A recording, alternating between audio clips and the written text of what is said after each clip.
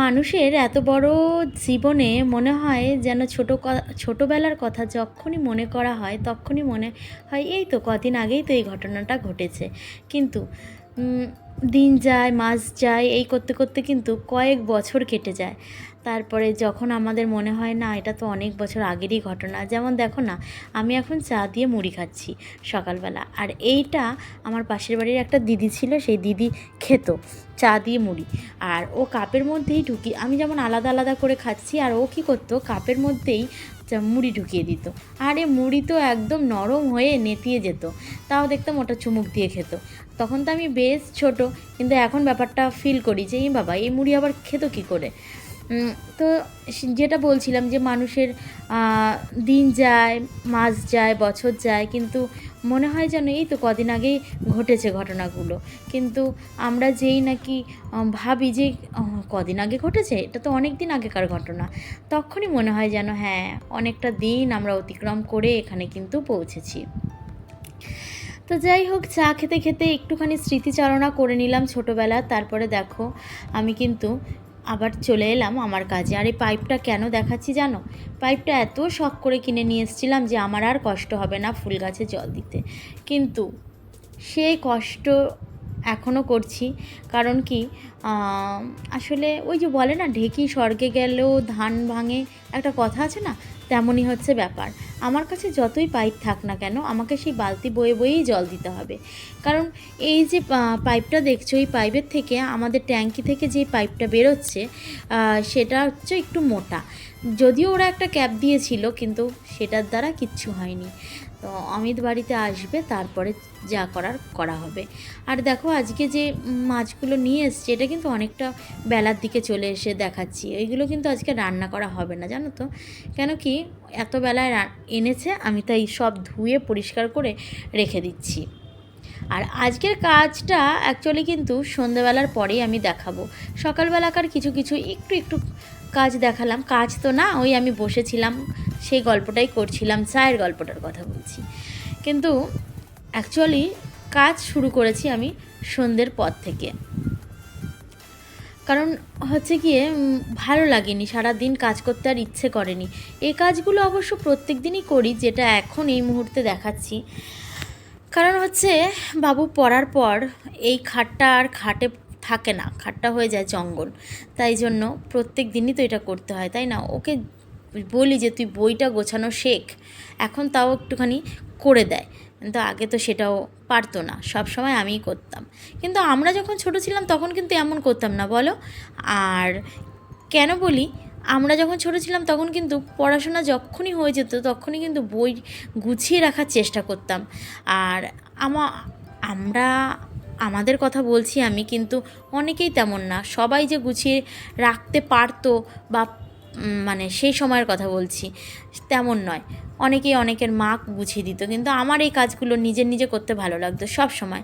ছোটোবেলা থেকে নিজে সাজুগুজু নিজেই করতাম, নিজের বই গোছানো, নিজের জামা কাপড় গোছানো, এই জিনিসগুলো কিন্তু আমি করে থাকতাম। আলনা জানো তো, আমাদের বাড়ির আলনা যখন আমি হাত পেতাম না ওপরের তাকটায়, তখন আমি তোমার নিচে একটা চৌকি মতো ছোট ছোট টুলগুলো আছে না, ওইগুলো পেতে তারপরে কিন্তু আমি আলনা গোছাতাম, কিন্তু চেষ্টা করতাম। আমার মায়ের কাজ ছিল জামা কাপড় সব ধুয়ে পরিষ্কার পরিপাটি করে দেওয়া, আর আমার কাজ ছিল ঘরটা গোছানো। এই কাজটাই আমি করতে পারতাম, আর বিয়ের আগে কিছু করতে পারতাম না। যে জয়াকে তোমরা দেখো যে এত কাজ করতে পারে, সে জয়া কিন্তু কিছুই করতো না। অ্যাকচুয়ালি জয়া শুধু একা নয়, ওর মতো যারা বিয়ের আগে সব মেয়েরাই কিন্তু কোনো কাজ করে আসে না, ওদেরকে আস্তে আস্তে সব কিছু শিখতে হয় বা শিখিয়ে দেয়। ভালো শাশুড়ি মা হলে তো কোনো কথাই নেই, শিখিয়ে দেয়। হ্যাঁ, আমি ভালোই পেয়েছি, কারণ আমাকে শিখিয়েই নিয়েছে। তবে কাজ করতাম না বিয়ের আগে, তাই বলে কাজ যে আমি জানি না তা নয় কিন্তু। কারণ আমাদের বাড়ি গ্রামে, আর গ্রামের মানুষেরা কিন্তু একটু বেশি কাজ করে, তাই আমি কিন্তু কাজ দেখে শুনেই এসেছি। আর এটাও জানতাম যে পরে আমাকে এই কাজগুলো কিন্তু করতে হবে। তবে গ্রামের মতো তো এখানে আমি যেখানে থাকি এটাও কিন্তু গ্রাম এলাকা, কিন্তু আমাদের বাড়ির ওখানকার মতো না। ওখানে যেমন চাষবাস আছে, গরু বাছুর আছে, সমস্ত কিছু এখানে নেই। এইটা গ্রাম বলতে আমি বলতে চাইছি এটা পঞ্চায়েত এলাকা, এটাই বলতে চাইছি, আর কিছু না। তো দেখো কত কথায় চলে যাই না, একটা কথায় আসলে এমনই হয় গো। আসলে আমরা তো একটা কথার মধ্যে সীমাবদ্ধ থাকি না, একটা জায়গার মধ্যে সীমাবদ্ধ থাকি না, তাই মুখটাও যখন বকাবকি শুরু করে তখন বকতেই থাকে বকতেই থাকে। দেখো ওইদিকে বই গুছিয়ে আমি কিন্তু চলে এলাম, এদিকে আমার ঘরটাকেও তো একটু গোছাতে হবে। ও বইয়ের পরে তো আলনাও গুছিয়েছিলাম। আলনাটা হচ্ছে জেঠুর ঘরে রয়েছে, আমারই আলনা। আর মায়ের ঘরে, ওই যে মায়ের ঘরে আমার ছেলে পড়াশোনা করছিল, কারণ আমার ঘরে ওরা থাকে এখন। আমার সামনে আরেকটা রুম আছে, সেই ঘরে ওরা থাকে এখন, তাই জন্য বাবু পড়াশোনার জন্য, বাবুর এতগুলো বই, পড়াশোনার জন্য একটা খাটই লাগে গো, টেবিলে আর কুলোতে পারছি না। তো আসলে খাতা আলাদা, বই আলাদা, তারপরে টিউশন খাতা আলাদা, ড্রয়িং খাতা আলাদা, সমস্ত কিছু নিয়েই তো ওর জীবন। তাই জন্য ওর চারিপাশটাও অনেক জঞ্জাট হয়ে থাকে সব সময়। বইকে আমি জঞ্জাল বলিনি, বলেছি যে চারিপাশটা ও খুব অগোছালো করে থাকে, ওটাই।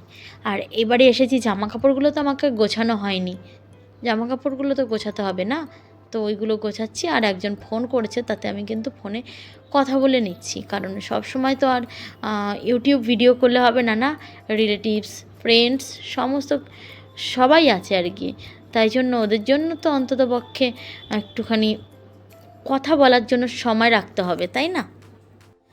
সত্যি জীবনে চলতে চলতে এতটা ব্যস্ত হয়ে যাব কখনোই ভাবতে পারি না। মাকে ছাড়া যে একদিনও থাকতে পারি সেটাও ভাবতে পারতাম না কোনো এক সময়। আগে আমার ছেলে যেমন এখন ডুকরে ডুকরে কাঁদে, যে আমাকে, মানে আমার শরীর খারাপ হলে কাঁদে, যে ও ভাবে হয়তো মা আর থাকবে না। তো তেমনই কিন্তু আমিও এক সময় কাঁদতাম যে মাকে ছাড়া থাকতে হবে, কিন্তু সেই মাকে ছাড়া থাকি। তারপরে দিনের পর দিন না, সরি, মাঝে সাঝে একদিন না কথা বলেও থাকি, মানে কাজে এতটাই বিজি থাকি যে মাকেও ফোন করতে পারি না। সেটাই তো, মেয়েদের কিন্তু বিয়ের পরে একটা জগৎ তৈরি হয়ে যায়, সেই জগতে মানে কি বলবো, সবার জন্য কথা বলার স্পেস রাখতেই হবে, বিশেষ করে মায়ের জন্য, বাবার জন্য, প্রিয় মানুষের জন্য, সবার জন্য। আর একটা কথা কি জানো তো, বন্ধু বান্ধবের সাথে কথা ঝগড়াঝাটি হলেও মনে হয় যেন ও ঝগড়া হয়েছে, ওর সঙ্গে না কথা বলবো না, কিন্তু একটা মানুষের সাথে যে সারা জীবন থাকতে হবে, সে কথা কি কোনো দিন তোমরা ভেবেছিলে? যে দেখো না, আমি বলতে চাইছি হাজব্যান্ড, স্বামী। তো এই যে আমাদের বিয়ে হয় মেয়েদের, তো সেই বিয়ের পরে কিন্তু একটা মানুষের সাথেই আমরা সারাটা জীবন থাকতে চাই। তো ম্যাক্সিমাম মেয়েরা তো থাকতেই চাই। আর অল্প স্বল্প মেয়েরা যারা চাপে পড়ে হয়তো সাংসারিক অশান্তির জন্য ওরা চলে যায়, কিন্তু তারাও থাকার জন্যই আসে, কিন্তু সব সময় থাকতে পারে না। অনেক কথাবার্তা বললাম, জানি না কার কেমন লেগেছে। আর রাত্রেবেলা কিন্তু অনেক কাজকর্ম আমি করে রাখলাম, এবারে স্নান করতে যাব, স্নান করে এসে তোমাদের সাথে আবার কথা হবে। আর আজকের যে কথাবার্তাগুলো বললাম তাতে করে কেউ কিছু খারাপ মনে করো না। আর যদি আজকের ব্লগটা তোমাদের ভালো লাগে তাহলে অবশ্যই আমাকে কমেন্ট করে জানিও। আর নতুন বন্ধু যদি কেউ এসে থাকো তাহলে অবশ্যই চ্যানেলটাকে সাবস্ক্রাইব করে পাশে থেকে যেও, কেমন? তাহলে চলো, স্নান করে এসে আবার কথা হবে। চলে এলাম সমস্ত কাজকর্ম কমপ্লিট করে, মানে সমস্ত কাজকর্ম বলতে ধরো শুধুমাত্র আমার ঘরটা ভালো করে গুছিয়ে রাখিনি, বিকেলবেলা গুছিয়েছিলাম, তো কালকে সকাল পর্যন্ত আর থাকবে না ততটা সুন্দর করে গোছানো, তাই জন্য এই ঘরটা শুধু মুছে রাখলাম। কালকে সকালবেলা উঠে একটুখানি গোছাবো, কারণ ওর অনলাইন ক্লাস। এই সকালবেলা ঘুম থেকে উঠে আগে এই ঘরটাকে পরিষ্কার করতে হবে, মানে গোছাতে হবে। পরিষ্কার করা হয়ে গেছে কিন্তু গোছানোটা হয়নি। আর আমি দুটো রুম গুছিয়ে রাখলাম, জেঠুর রুমটা আর যে রুমটা মানে ও ঠাম্মিদের রুমটা, দুটো রুম গুছিয়ে রেখেছি।